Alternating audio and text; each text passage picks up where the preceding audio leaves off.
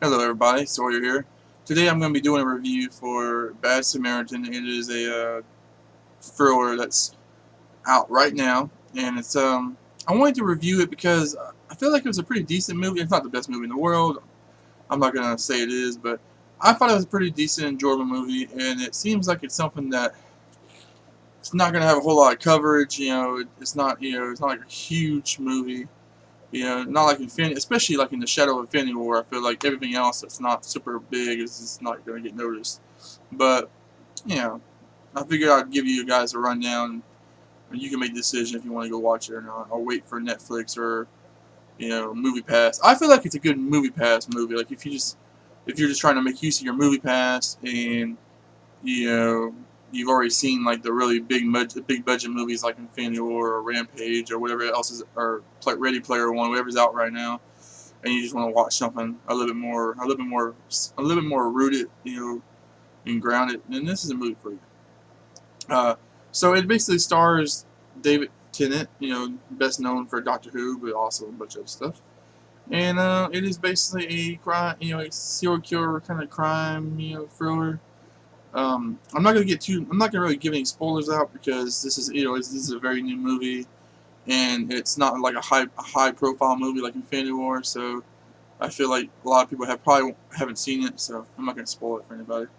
But yeah, it basically follows the story of these two guys that live in Portland, Oregon, and they are basically petty criminals. They have this racket going where they work at valet on the surface, and then whenever like someone pulls a car up, they say take the car, and they find out where they live, through either the mail or through the navigation system or something like or the insurance on the car or whatever, and they basically bring the car back to the person's house, steal some things in the house, just little things that don't get noticed, like one piece of jewelry or checkbooks and stuff. And they're not the best criminals in the world by any means, and they go back to then they go back to the place and give the car back. So it's just this racket they've been doing for a while, and they've been decently successful at it.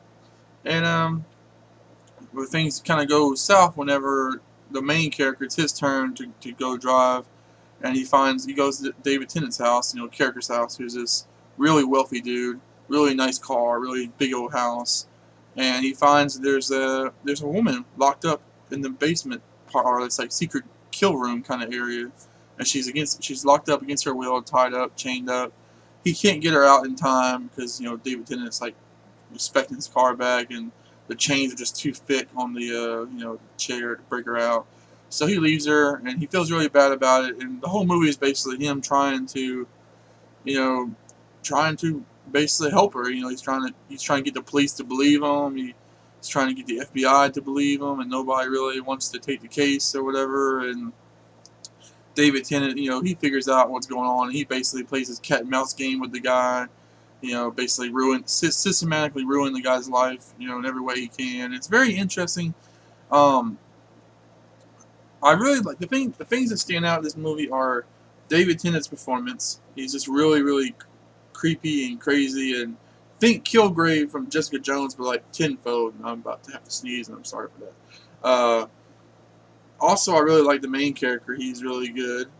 I don't know what the main character's actor's name is, but he's pretty cool. He actually plays this character very smart. He seems like he's because it's kind of like a horror movie in a ways, like a horror movie thriller, and he kind of really plays a smart character. Like he doesn't make a whole lot of dumb decisions.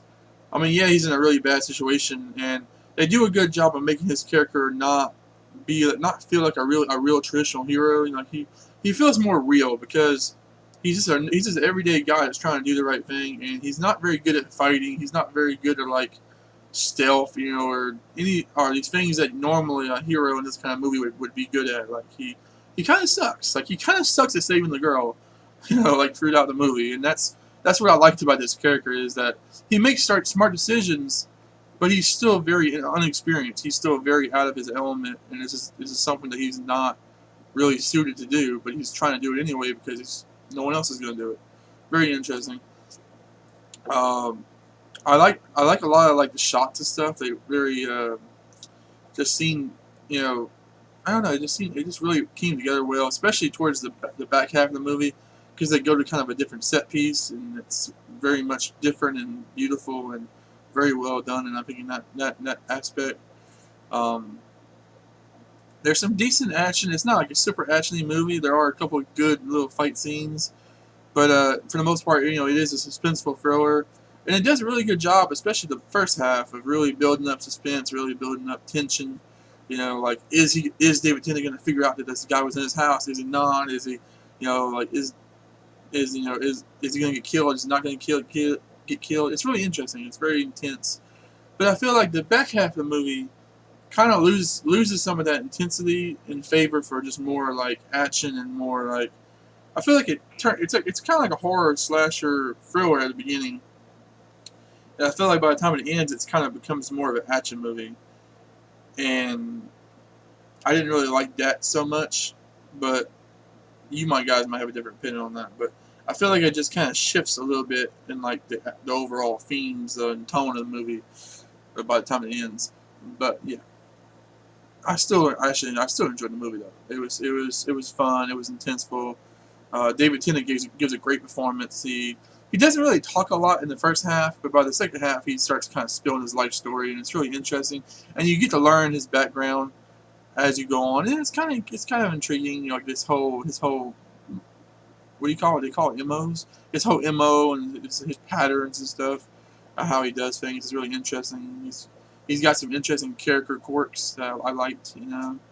Um, it's a very self-contained movie. There's a few characters that kind of felt like they shouldn't need to be in the movie, but they were. Like, I'm not gonna get into it, but there are a couple of characters that I feel like didn't really help the story all that much. But yeah, and it's overall a pretty solid movie. Nothing super special. It's not gonna beat no records. You're probably not gonna remember it 15 years from now, but I still think it was a pretty solid little movie. And like I said, if you have Movie Pass and you need to watch something else for the day, you want to just meet your quota, I think it's a good movie. Or when it comes out on DVD, if you just want to rent it at a Redbox, I think it's a perfectly fine Redbox rental for when you want like some kind of stalker-ish thriller movie. But yeah, guys, that's Bad Samaritan. Bottom line is, if you like David Tennant as a bad guy, you're probably gonna like this movie. If you don't, then there's probably not a whole lot you're really gonna get out of this movie. But David Tennant is really the driving force, and the main character. But David Tennant is really the driving force. I think he's the selling point of this movie. And yeah, check it out, guys. It's Bad Samaritan, out in the movie theaters right now. As always, and see you guys later.